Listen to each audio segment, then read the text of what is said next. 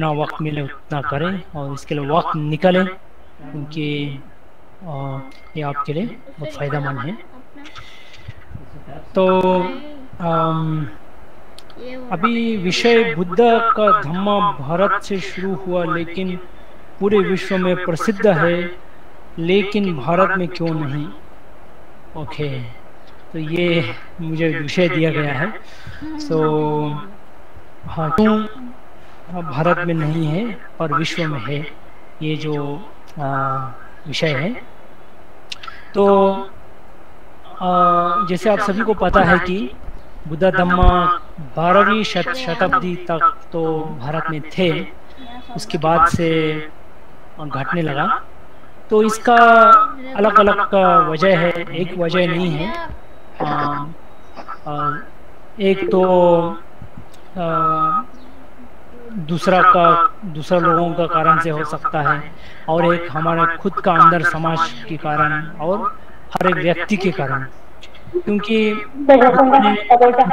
बुद्ध ने कहीं कहीं जगह में कहा था कि अगर हम खुद धम्मा का पालन नहीं करेंगे तो हमारे परिवार में धम्मा नहीं रहेगा, और परिवार में नहीं रहेंगे समाज में नहीं रहेगा, समाज में नहीं रहेंगे तो फिर देश में भी नहीं रहेगा। तो ये एक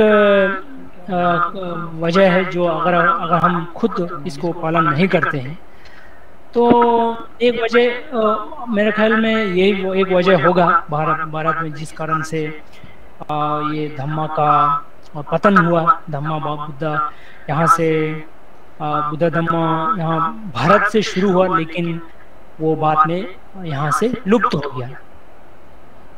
तो इंडिविजुअल का जो एक पहला कारण हो गया, एक तो एक हर व्यक्ति एक व्यक्तिगत एक जो पालन, फिर समाज में इस तरह से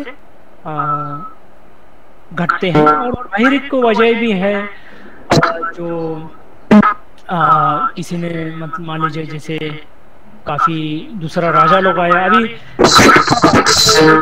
जो राजा लोग होता था उस जमाने में, जो राजा अगर उसको सपोर्ट करेंगे, मदद करेंगे, तो वो थोड़ा धम्मा का ये होता था, धम्मा का प्रसार होता था। अब फिर वो कोई एक राजा आ गया तो उसे अगर उन्होंने सपोर्ट नहीं किया तो फिर वो घट जाते थे। तो ये एक वजह था जो सिर्फ भारत में नहीं पर चीन में भी हुआ था, और चीन देश में भी जो पूरा बौद्ध धम्मा थे फिर वो घट गया। अभी आप देख सकते हैं वहाँ पे ये है ना, जो वहाँ पे कम्युनिज्म है, तो कम्युनिज्म का कारण वहाँ पे बुद्ध धम्मा का बहुत घटन हुआ है, बहुत कम हुआ है वहाँ पे। फिर भी काफी है वहाँ पर भी, बुद्ध धम्मा तो पूरी तरह से लुप्त तो नहीं हुआ है। तो ये एक सरकार का है, जो सरकार है, जो राजा है, उनका एक कारण से भी है जो धम्मा जाने का। और प्रसार जो हुआ है वो जैसे भारत के बाहर पूरा कोरिया तक, चीन तक, तिब्बत और उधर करीब करीब यूरोप तक भी पहुंचा था अशोक महाराज के ज़माने में। तो वो काफ़ी फैला हुआ था, है ना। तो लेकिन हमको एक चीज़ समझना होगा कि जैसे भगवान बुद्ध ने कहा है कि सब कुछ अनित्य है।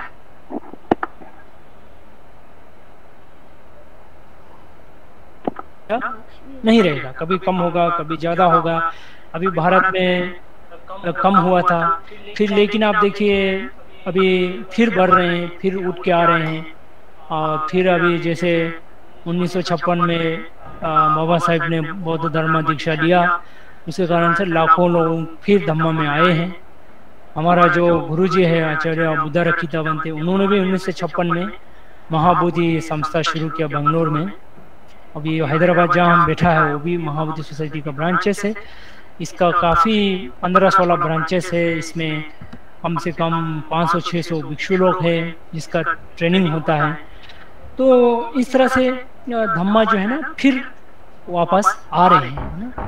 तो हमारा इस बुद्ध धम्मा में एक मानना है कि हमारा बुद्ध धम्मा जो है ना खाली इस पृथ्वी में 5000 साल रहेगा, तो 2500 पहले से चले गए और 2500 साल बाकी है ना। तो इस बीच जो है ना ऊपर नीचे होगा, लेकिन तब तक कोई खत्म नहीं कर सकता है, ये अपने आप धीरे धीरे खत्म होगा। इसको कोई भी कितना भी कोशिश कर ले, इसको कोई भी खत्म नहीं कर सकते है ना, क्योंकि अभी आप देख रहे हैं ना यहाँ पे फिर वापस बुद्ध धर्म भारत में फिर तरह से आ गए हैं।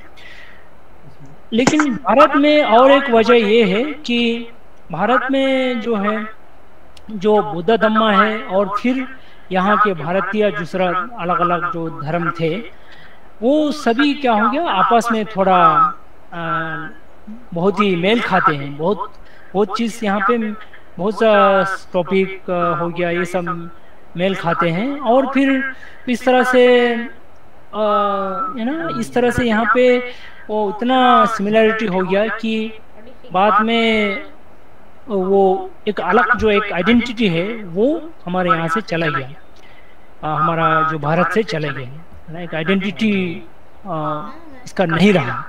तो वो एक वन ऑफ द वो एक रीज़न है जो कि चाइना जापान वगैरह में नहीं है। तिब्बत, क्योंकि वहाँ का जो पहला जो धर्म था उनका जो टाओइज्म है, तिब्बत में बौद्ध रिलीजन है उनका, फिर वहाँ पे कन्फ्यूजनिज्म है, ये सब तो बहुत ही भारतीय संस्कृति से बिल्कुल हट के है ना। उसका शब्द हो गया और बाकी चीज़ें, तो वो एक कारण है कि वहाँ पे वो वहाँ के लोकल का साथ उतना वो मेल नहीं खाता है, तो एक अलग आइडेंटिटी बरकरार रहता है, कंटिन्यू रहता है ना। तो ये एक वजह है, क्योंकि लेकिन फैलने का जो कारण यही है कि अभी आप देख सकते हैं कि आज बुद्ध धम्म जो है ना कि खाली एशिया में बल्कि अमेरिका यूरोप में हर जगह में लोग धम्मा को स्वीकार कर रहे हैं। बुद्धा का जो धम्मा जो ध्यान साधना है उसका पालन कर रहे हैं, प्रसार कर रहे हैं, बहुत से लोग भिक्षु हो रहे हैं। तो देख सकते हैं कि वो इस तरह से फैल रहे हैं और हर कोई अपने से बुद्ध धम्मा को स्वीकार कर रहे हैं। जैसे बाबा साहब ने किया, उनका शिष्य लोग भी कर रहे हैं और बाकी लोग भी जो है ना बुद्ध धम्मा में अपने आप आते हैं, क्योंकि इसमें बहुत ही गहरा एक सत्य है और सत्य पे निर्धारित है और ये बहुत प्रैक्टिकल है ना। ऐसा नहीं, जो हमारे बुद्ध धम्म में बहुत ही प्रैक्टिकल चीज़ें बातें किया जाता है जो हमारे रोजमर्रा जीवन में हो सकता है, इस तरह का बातें होता है। और जैसे आप ध्यान हो गया, अभी ध्यान हमने यहाँ किया अभी है ना, इस समय हमने आंख बंद करके हमने सांस पे ध्यान किया है। लेकिन अगर आप सतिपट्ठाना सुत्ता को देखेंगे तो वहाँ आपको पता चलेगा कि ये ध्यान मतलब सिर्फ बैठ के करने का नहीं है।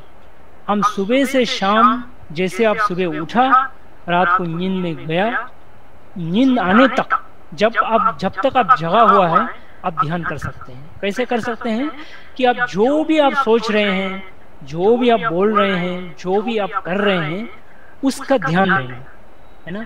कि हम कुशल कर रहा अकुशल कर रहा, यानी कि कुशल यानी कि अकुशल, कुशल यानी कि हम अच्छा विचार है कर रहे हैं या बुरा विचार कर रहे हैं। बुरा अच्छा विचार कैसे होते हैं? जो लोभ हो गया, द्वेष हो गया, ईर्ष्या हो गया, चंचलता हो गया, ये सब बुरा है। और ये बुरा इसलिए बुरा नहीं कि बुद्धा ने बोला है, ये बुरा एक दुख लाने वाला एक सत्य है जो हम सभी लोग एक्सेप्ट कर सकते हैं। कि गुस्सा करना अच्छा है, कौन बोल सकता? बोलिए, कोई भी नहीं बोल सकते कि गुस्सा करना एक अच्छा चीज़ है। तो ये तो बिल्कुल अच्छा नहीं है और वो हमको हानि लाता है, हमको प्रॉब्लम लाता है, हमारा रिश्ता में तो प्रॉब्लम लेके आता है और हेल्थ में प्रॉब्लम लेके आता है। तो ये जो 24 घंटा जब तक हम जग रहे हैं तब तक हम ये ध्यान कर सकते हैं ना। तो हम कुछ भी कर रहे हैं, आप चाहे आप स्टूडेंट हो, चाहे आप घर पे काम करती हो या आप ऑफिस में काम करते हैं, खेत में काम करते हैं, कहीं भी काम करते हैं, कुछ भी काम करते हैं, आप भारतीय हो या चीनी हो या आप अमेरिकन हो, कोई भी हो, आप बुद्ध धम्मा को आप हर वक्त प्रैक्टिस इस तरह से कर सकते हैं। तो बहुत उस तरह से क्या प्रैक्टिकल है।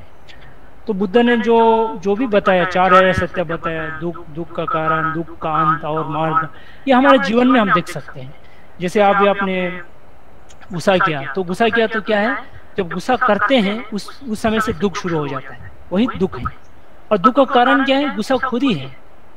और दुख का अंत क्या है, मैत्री है। गुस्सा को आपने कंट्रोल किया, गुस्सा को आपने खत्म किया, तो और रास्ता क्या है, यही रास्ता है कि ये जो अच्छा विचार करना, अच्छा बोलना, अच्छा सोचना, और ये अच्छा एक सोच रखना, दृष्टि, सम्मादिष्टि। एक अच्छा सोच क्या है, जो जो दुख लाने वाला है वो दुख लाने वाला है, जो अच्छा है वो अच्छा है, जो बुरा है बुरा है, उसको मान लेना, एक्सेप्ट कर लेना, है ना। ये कोई कष्ट नहीं है। हमारा बुद्ध धम्म समझना कोई आपको इतना लंबा चौड़ा, आपको साइंटिस्ट होने का जरूरी नहीं है, आपको कोई लंबा चौड़ा कोई होने का जरूरी नहीं है, आपको, है ना, कोई भी समझ सकता है बुद्ध धम्म। आप मालूम है ना, आप बुद्ध का त्रिपिटक देखने से आपको पता चलता है कि हर कोई बुद्ध का धम्मा को समझते थे और संत हो जाते थे और साधु बन जाते थे, चाहे वो राजा हो, चाहे वो मंत्री हो, चाहे वो कोई, है ना, बच्चा हो, छोटा छोटा 7 साल का बच्चा भी समझ में आ रहा था, उनको भी धम्मा समझ में आ रहा, वो भी सोता पढ़ना सगदगम्य अनागम्य अरहंत जो संत है वो प्राप्त हो रहे थे। और चाहे वो काम कोई झाड़ू मारने, रास्ता में झाड़ू मारने वाला सुनीता है, चाहे वो हो, चाहे राजा हो, कोई भी हो, ब्राह्मण हो, चाहे वो दूसरा नॉन ब्राह्मण हो, चाहे कोई किसान हो, भरद्वाज, कसी भरद्वाज किसान था, राजा तो बहुत थे, पसनादि कौशला, बिंबिसारा, शुद्धोधना, सभी लोग जो है ना वो अपने अपने लेवल में वो लोग धम्मा को समझा था, प्रैक्टिकल। तो बहुत मुश्किल नहीं है, लेकिन हमको क्या है, थोड़ा प्रैक्टिस करना पड़ता है ना, क्योंकि ये आप प्रैक्टिस नहीं करेंगे फिर ये एक वेस्ट है, मतलब वेस्ट इन द सेंस हमको कोई फायदा खास नहीं होगा। इसलिए बुद्ध ने कहा कि जो प्रैक्टिस नहीं करता वो ऐसा है कि जैसे एक गवार ये है, गोपाल है जो गाय चढ़ाते हैं, वो दूसरों का गाय को गिनती करता है लेकिन उसको दूध नहीं मिलता बोलते हैं। तो जो अगर हम खाली धम्मा पाठ करेंगे लेकिन प्रैक्टिस नहीं करेंगे, पालन नहीं करेंगे, तो हम भी ऐसे हो जाएगा। और चम्मच और इसका जीव का उदाहरण दिया। चम्मच है ना, जिंदगी भर वो सूप सब्जी में रहता है लेकिन उसको कभी भी सब्जी का स्वाद नहीं मिलता है। लेकिन जीव है ना, हमारा जीव तो एक थोड़ा सा उसको मिलने से भी उसको टेस्ट आ जाता है। तो हम लोग भी जीव जैसा होना चाहिए, ये चम्मच जैसा नहीं होना चाहिए, कि हम प्रैक्टिस करना चाहिए। तो इतना ज्यादा मुश्किल नहीं है बुद्ध धम्मा समझना, बस हमको प्रैक्टिस करना है और हमको बार बार इस तरह से धम्मा भी सुनना है ताकि हमको, है ना, भूल ना जाए। क्योंकि इंसान का क्या होता है कि कुछ चीज अगर बहुत दिन नहीं करेंगे फिर भूल जाता है। तो आज आप यहाँ धम्मा सुन रहे हैं, हम आप सिर्फ इसलिए नहीं सुन रहे कि हमको धम्मा मालूम नहीं है इसलिए सीखेंगे, या फिर आप नहीं सुनेंगे हमको पहले से मालूम है। ये मालूम नहीं हो, नहीं मालूम का बात नहीं है, ये फिर से हम अपने आप को फिर से हमको अपने आप को एक बार दोहरा रहे हैं ना, फिर हम अपने आप को एक बार याद दिला रहे हैं ताकि हम भूल ना जाए। क्योंकि हम भूल जाते हैं, हमारा एक लक्षण है कि हम भूलते रहते हैं, है ना, इसलिए आप धम्मा सुनते हैं। ओके, तो मैं अभी प्रश्न उत्तर के लिए तो अगर आपको प्रश्न है तो कैसे करना है कुशल धम्मा।